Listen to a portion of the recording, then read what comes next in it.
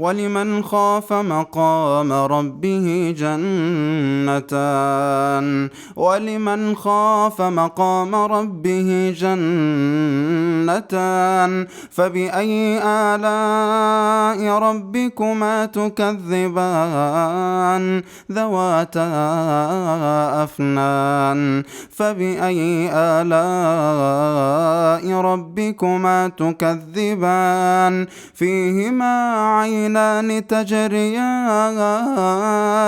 فبأي آلاء